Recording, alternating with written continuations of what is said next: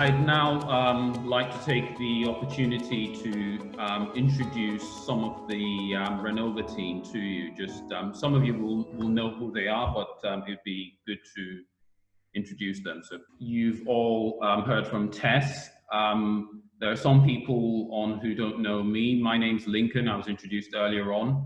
I'm an IT professional by background. I work in banking.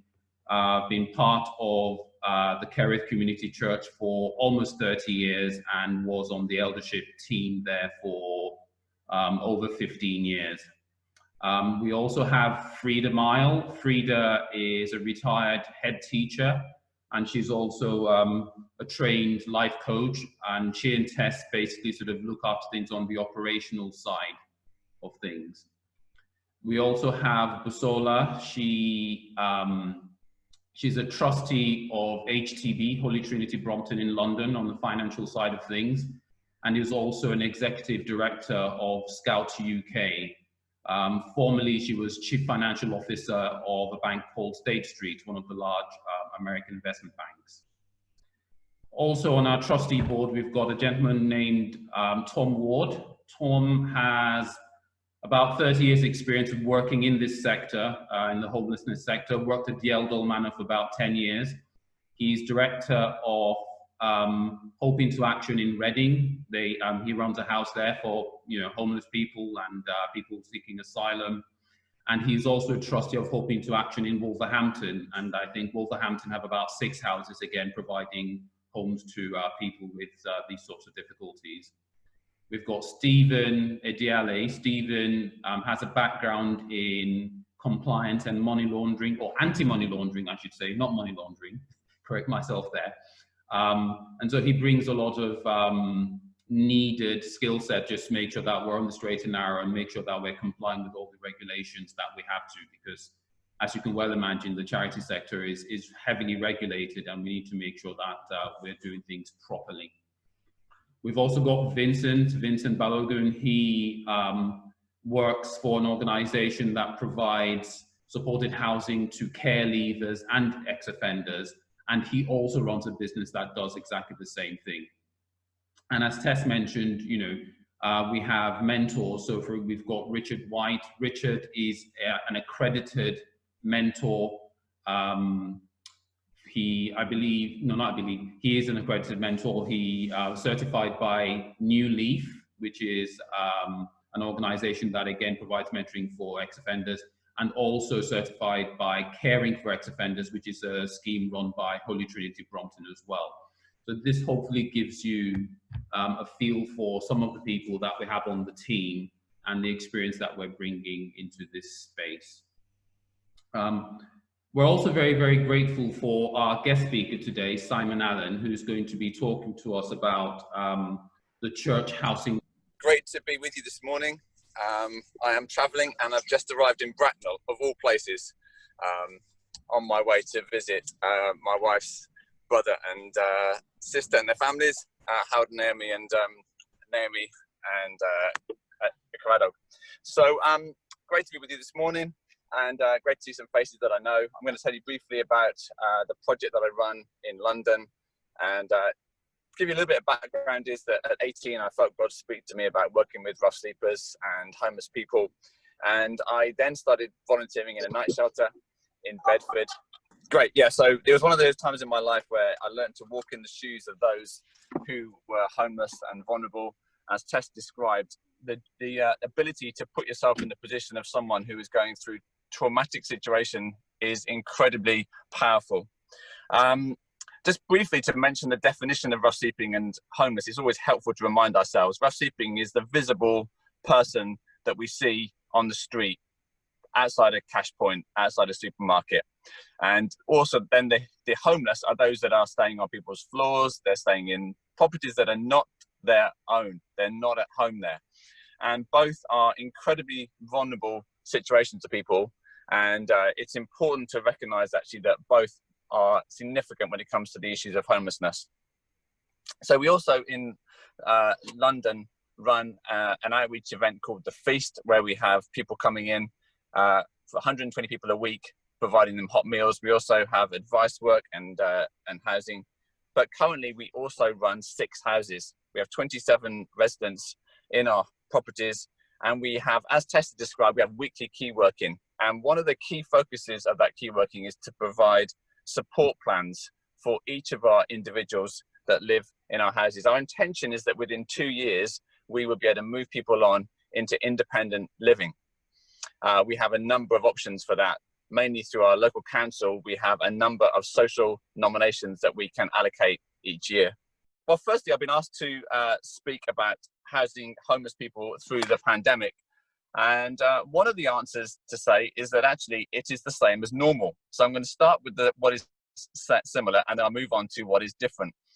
And we have 3 words that describe all that we do in the Jericho Road project. And those 3 words are relief, hope, accommodation. Is needing to provide an environment that is comfortable, that people can feel that they can relax in and be at home. Obviously, relief also applies to food, and it applies to our basic needs as human beings.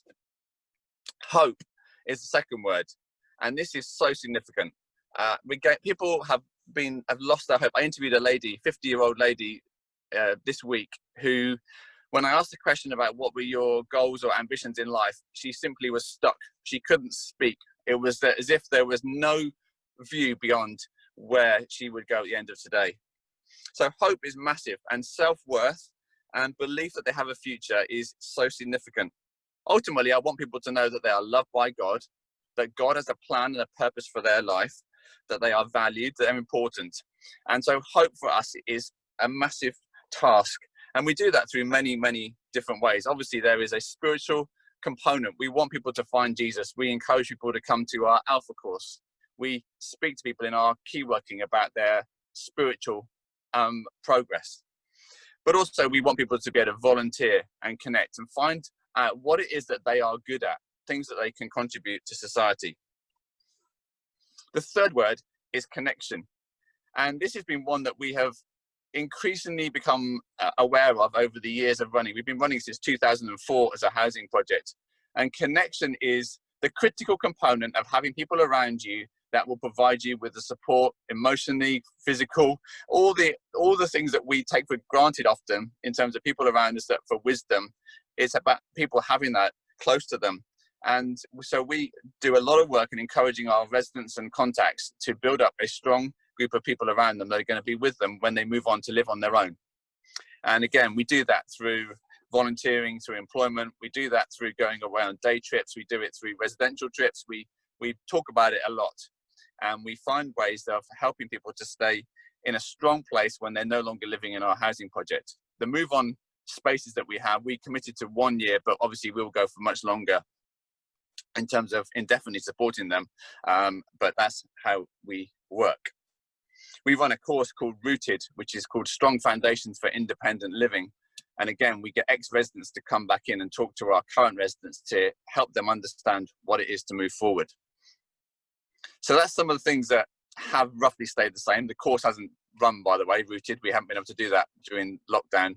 But most things there have roughly stayed the same. But what has changed? Well, obviously, communication has massively changed. Technology is not a strength of the group of people that we work with. Going on Zoom, even phone calls, texting is a hit and miss. Have people got data? Have they got a phone that's working at the moment? Most of my residents have multiple phone numbers, and you never know which one you're ringing to try and get hold of them.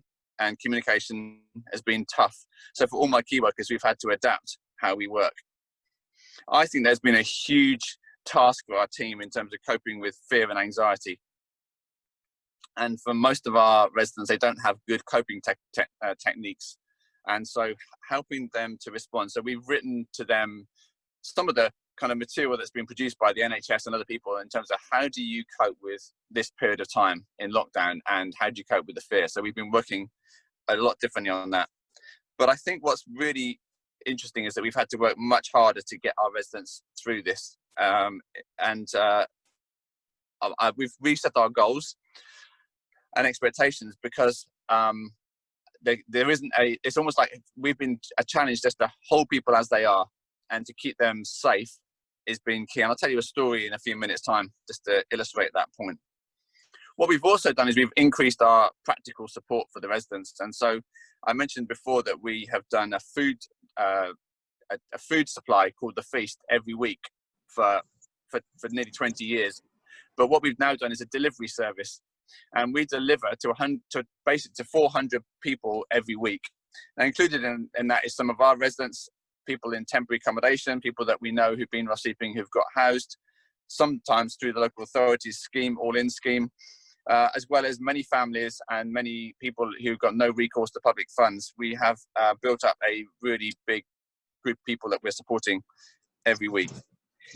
The feast delivery service had 3 goals, just to put that in context. We had keeping people in their homes, and that's been a big challenge. Some of the education and communication for people who are struggling to understand has been that they just simply want to just keep going out, and almost this, regardless of what the government scheme has said, they almost don't get it, and that's been a challenge. Secondly was to provide nutritious food to help people fight infection and to stay well.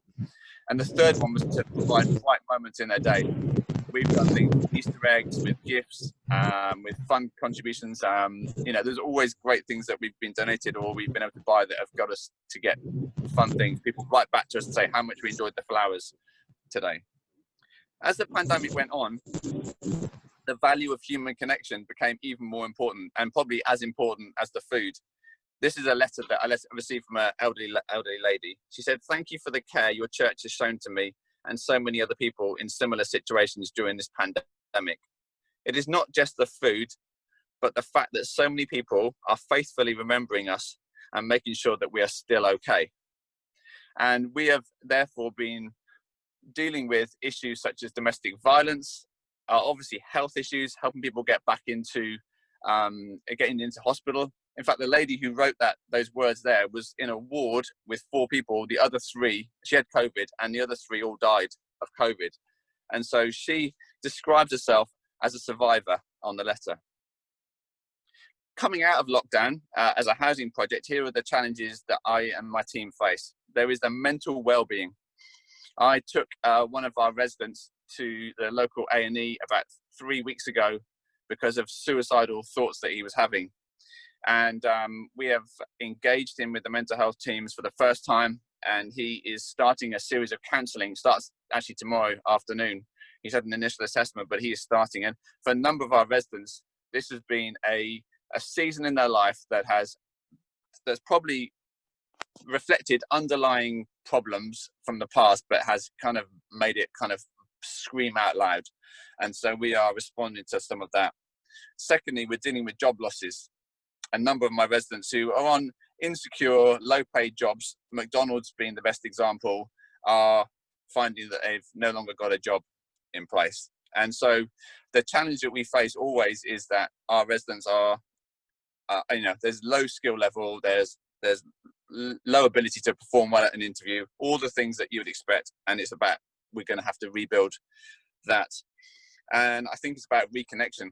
The project we've run has always been highly relational. It's not been about a number or about money or profit. It's always been about valuing people, and we need to rebuild that and help that to connect again. Let me tell you 2 stories to illustrate this. Roy is now 73. He has been a rough sleeper for many years, previously in the Navy, and is one of the hardened Southeast London men. And he was sleeping on top of a car park a few years ago during the Beast from the East, if you remember that.